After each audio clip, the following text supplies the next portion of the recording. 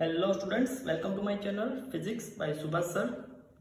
Current electricity के lecture number 8 में हम पढ़ेंगे cells, EMF and internal resistance के बारे में। सबसे पहले तो ये समझ लेते हैं कि सेल क्या होता है और वो वर्क कैसे करता है। तो बेसिकली सेल मतलब कोई वोल्टेज सोर्स, जैसे कि कोई बैटरी। ऐसा ही कोई एक इलेक्ट्रोलाइट सेल हमने यहाँ पे ड्रॉ किया हुआ है। इसको इलेक्ट्रोलाइट सेल इसलिए बोला जाता है क्योंकि इसके अंदर जो सॉल्यूशन यूज होता है वो इलेक्ट्रोलाइट सॉल्यूशन होता है। हमने इस सेल के साथ कोई एक्सटर्नल रेजिस्टेंस R को कनेक्ट किया हुआ है। बेसिकली सेल के दो इलेक्ट्रोड होते हैं, जिसमें से पॉजिटिव इलेक्ट्रोड को हमने P से एंड नेगेटिव इलेक्ट्रोड को N से डिनोट किया हुआ है। ये इलेक्ट्रोड इलेक्ट्रोलाइट सॉल्यूशन में पार्शियली इमर्ज किया जाता है। अब जैसे ये इलेक्ट्रोड इलेक्ट्रोलाइट सॉल्यूशन में पार्शियली इमर्ज करेंगे तो इस इलेक्ट्रोलाइट सॉल्यूशन में केमिकल रिएक्शन स्टार्ट होगी। इस रिएक्शन की वजह से इस सॉल्यूशन में positive ion and negative ion एक दूसरे की ऑपोजिट डायरेक्शन में मूवमेंट करना स्टार्ट करेंगे। पॉजिटिव आयन की फ्लो की डायरेक्शन होगी A, P, C, R, D, N, B to A and negative ion की फ्लो की डायरेक्शन होगी B, N, D, R, C, P, A to B। अब हमने जो ये इलेक्ट्रोड इस इलेक्ट्रोलाइट सॉल्यूशन में इमर्ज किया हुआ है, तो इस पॉजिटिव इलेक्ट्रोड P एंड उसके पास वाले इलेक्ट्रोलाइट सॉल्यूशन के किसी पॉइंट A के बीच का पोटेंशियल डिफरेंस होगा V प्लस, जो ग्रेटर देन 0 होगा। सेम नेगेटिव इलेक्ट्रोड एंड उस इलेक्ट्रोड के पास के इलेक्ट्रोलाइट सॉल्यूशन के किसी पॉइंट B के बीच का पोटेंशियल डिफरेंस होगा माइनस V माइनस, जो नेगेटिव है इसलिए उसकी वैल्यू लेस देन 0 होगी। तो इस तरह से positive electrode P and negative electrode N दोनों के बीच का पोटेंशियल डिफरेंस अगर हमें फाइंड करना हो तो हम ऐसे लिख सकते हैं, potential difference between P and N is V equal to V plus minus minus V minus. So final potential difference between this P and N is V plus plus V minus. ये जो दो electrode के बीच का potential difference हमें मिला उसको हम बोलेंगे इलेक्ट्रोमोटिव फोर्स, मतलब EMF, और उसको हम E से डिनोट करेंगे।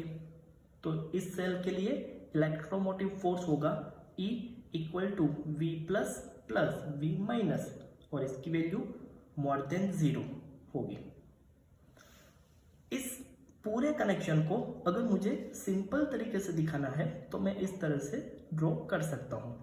ये पूरा सेल और कुछ नहीं, एक सोर्स वोल्टेज है। तो यहाँ पे मैंने वोल्टेज सोर्स लगाया हुआ है, एक्सटर्नल रेजिस्टेंस R है। इस सोर्स की वजह से यहाँ से पॉजिटिव प्लेट में से करंट फ्लो हो रहा है I जितना, जो इस रजिस्टर में से पास होके फिर से इस बैटरी के नेगेटिव टर्मिनल में चला जाएगा। यहाँ पे जो हमें इलेक्ट्रोमोटिव फोर्स मिला वो रियल में कोई फोर्स नहीं है, वो potential difference between two electrode है। Now consider a resistor R connected across the cell. इस रजिस्टर के लिए क्या होगा, रजिस्टर के लिए करंट की direction from C to D होगी। और अगर इलेक्ट्रोलाइट सॉल्यूशन की बात करें तो इस सॉल्यूशन में करंट की direction from B to A होगी। और current I flow across resistor R from C to D। In electrolyte steady current flow from N to P, मतलब from B to A, whereas through R it flow from P to N, मतलब कि R के अंदर वो P से N की direction में flow होगा और इलेक्ट्रोलाइट सॉल्यूशन में करंट N से P की डायरेक्शन में फ्लो होगा। अब ये जो करंट इस इलेक्ट्रोलाइट सॉल्यूशन में से फ्लो हो रहा होगा तो इसके अंदर के सॉल्यूशन की वजह से उसको कुछ रेजिस्टेंस मिलेगा। The electrolyte through which a current flow has a finite resistance, जिसको अगर हम स्मॉल r से डिनोट करें तो उसको बोला जाता है internal resistance of cell. Students यहाँ पे याद रखना, इंटरनल रेजिस्टेंस और कुछ नहीं, इलेक्ट्रोलाइट सॉल्यूशन की वजह से जो रेजिस्टेंस जनरेट होता है वही है। अगर हम इसको ओपन सर्किट कर दें तो ओपन सर्किट के लिए ये जो रेजिस्टेंस है वो इनफाइनाइट हो जाएगा, क्योंकि कोई भी करंट आगे फ्लो नहीं हो पाएगा। So for open circuit R equal to infinite, तो equation I equal to V upon R में अगर हम R इक्वल टू इनफाइनाइट लिखेंगे तो पता चलेगा कि इस सर्किट में से कोई करंट फ्लो नहीं होगा जब ओपन सर्किट होगी तब। अब आगे कोई करंट फ्लो नहीं होगा तो इस सेल के लिए potential drop V equal to electromotive force E जितना हो जाएगा। मतलब कि इस इनफाइनाइट रेजिस्टेंस के अक्रॉस में पूरा का पूरा जो इलेक्ट्रोमोटिव फोर्स जितना पोटेंशियल डिफरेंस है वो ड्रॉप होगा। Now when R is finite, I is not zero, in that case potential difference between P and N is V equal to V plus V minus, जो initially potential difference between this two electrode था। लेकिन अब finite resistance हमने add कर लिया तो उसकी वजह से एक दूसरा पोटेंशियल ड्रॉप होगा, या फिर हम ऐसा बोल सकते हैं दोनों इलेक्ट्रोड के बीच में ये पोटेंशियल डिक्रीज होगा। और वो पोटेंशियल कहाँ पे ड्रॉप होगा? वो पोटेंशियल ड्रॉप होगा across the internal resistance of electrolyte solution. वहां पे कितना पोटेंशियल ड्रॉप होगा? IR जितना। यहाँ पे नेगेटिव इसलिए लिखा हुआ है क्योंकि इलेक्ट्रोलाइट सॉल्यूशन में करंट की direction from B to A है, और हम यहाँ पे बात कर रहे हैं potential difference between P and N।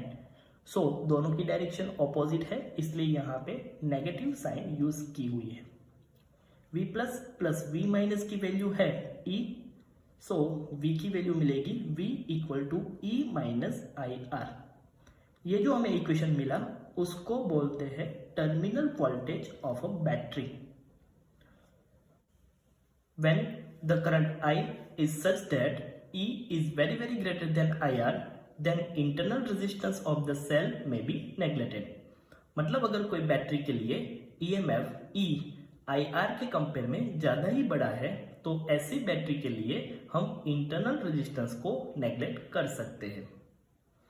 अब यहाँ पे जो सर्किट है उसके इक्विवेलेंट हमने जो सर्किट ड्रॉ की हुई है, इस सर्किट के ऊपर से हम लिख सकते हैं कि ये जो एक्सटर्नल रेजिस्टेंस है उसके एक्रॉस में कितना पोटेंशियल ड्रॉप होगा। तो इस रेजिस्टेंस के एक्रॉस में दो इलेक्ट्रोड के बीच में जितना पोटेंशियल डिफरेंस होगा उतना पोटेंशियल ड्रॉप होगा।